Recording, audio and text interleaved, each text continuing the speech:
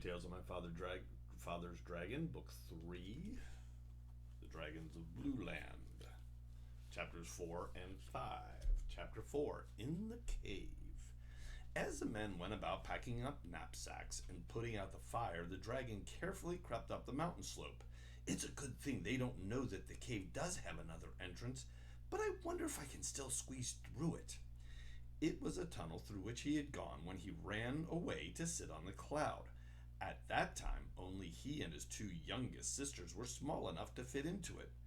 Maybe, just maybe, I can still get through, he thought. He hurried up the dry, rocky slope of the mountain, racing to get to the tunnel before the sun broke over the rim of the desert.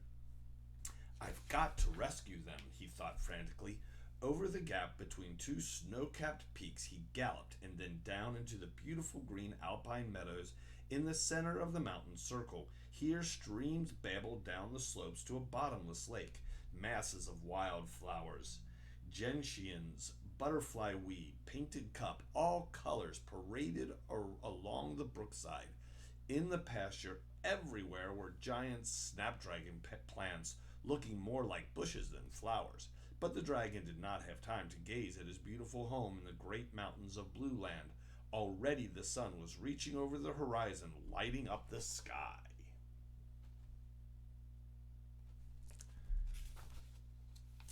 Here it is, he panted as he dove into a thick clump of snapdragons growing over the entrance to the small tunnel. He had seen the men across the lake guarding the cave with an enormous net. I wish I knew what they're planning to do next, he thought, but it's too late now. I'll have to wait until dark.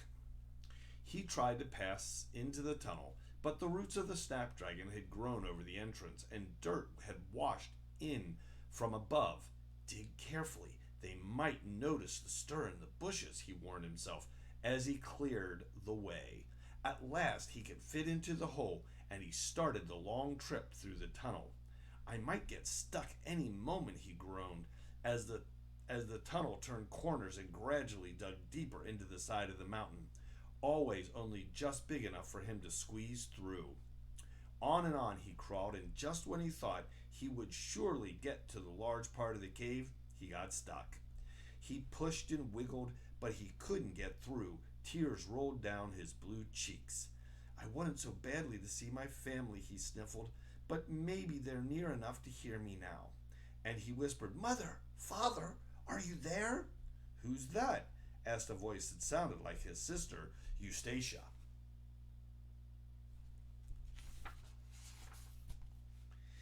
It's Boris, cried his mother. Oh, Boris, Boris, we thought we'd never see you again. Come into the cave. We're in terrible danger. I know, said Boris the dragon, but I can't squeeze through the tunnel. Oh, I do wish I could, but listen, whatever you do, don't you go near the main entrance to the cave. Many men are waiting there with an enormous net. I don't know yet what they plan to do with it, but I'll try to find out tonight if nothing happens before then. I think they're afraid to come in and get you. They don't know how harmless we really are. Anyway, keep calm and count on me. I have a friend who may be able to help, and if you don't hear from me soon, it'll be because I've gone off to get him. Now I'll have to back out again. I must stay near the tunnel entrance so I can get out easily when I have a chance. Goodbye.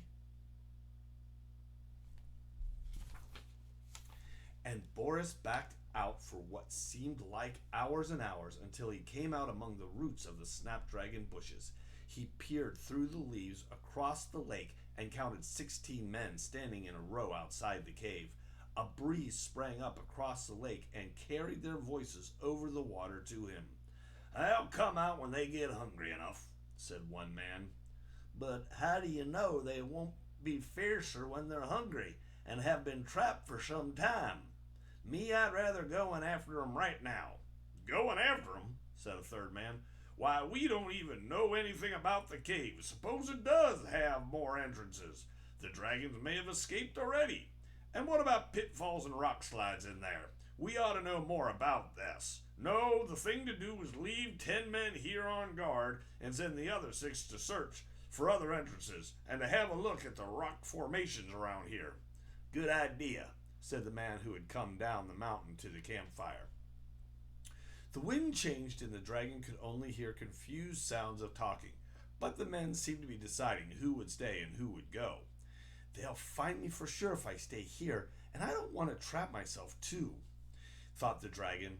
Daylight or no, I'd better fly and get Elmer. He'll know what to do if we can get back in time. Quickly he fitted the snapdragon roots over the tunnel hole, arranging them carefully so they wouldn't look newly dug up. Then, keeping close to the ground, he crept through the green meadow and up to the gap between the mountain peaks. He took one last look at the beautiful blue lake surrounded by the green meadows, felt quite sure he hadn't been seen, and then plunged down the rocky slope on the other side. Up in the air he flew, shielded from the eyes of the men by the circle of mountains. Chapter 5. Back to Nevergreen City. High over the desert flew the dragon, the hot wind stifling him, the hot sun parching his throat. He strained his eyes to see each object on the sand to make sure it wasn't a man. At last he was over spiky mountain range, panting for air and water. He circled down fast and plunged through the trees to a mountain brook. He had seen no one on the desert. I'll rest here until dark, he thought, sticking his head right under the cool, gurgling water. Then he lay down in the brook on his stomach, carefully keeping his gold-colored wings out of the water. As he dried off on a sunny rock, he listened for noises of men and dreamed of how he and Elmer would rescue his family. Once he heard children's voices, but a woman called them together, and they went off in another direction. School picnic, he thought, as he shook out his wings for the long, hard trip ahead. He wanted to reach Nevergreen City by morning without stopping. Up through the trees and over Seaweed City flew the dragon. He saw lights popping on suddenly along streets and houses, but he didn't hear a little boy scream, "Mommy, come look at the dragon in the sky." It didn't matter. The little boy's mother only said, "Chester, I told you to stay in bed." So Chester was the only one to see the dragon, and nobody believed him until later when the dragon affair had become famous. As I remember, Elmer said he lived right across the street from a park, thought the dragon, as he hurried on. Yes, it was Evergreen Park, but what if I can't find him? The wind beat back his tears as he raced over Seaweed Bay, over Mr. Wagon Wheel's farm, and then zigzagging brook. He thought he could see the road as the moon slipped in and out among the clouds. He flew to the coast of Popsicornia and followed it southward. Suddenly he felt flooded in light. What had happened? The moon? No. He looked down and saw a beam of light leaping from a ship off the coast. He violently zigzagged up and down to one side and then to the other, trying to get rid of the light. Men were shouting on the ship. Into the beam, out again, flooded in light.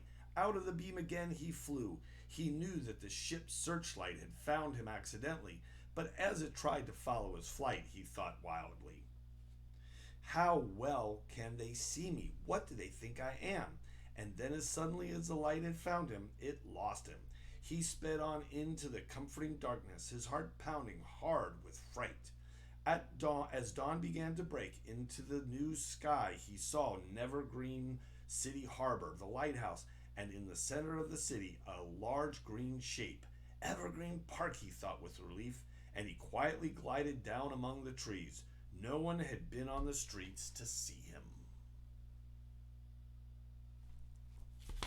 All right, tomorrow we'll read chapters 6 and 7. That was chapters 4 and 5 of the Dragons of Blueland. Hope you enjoyed it.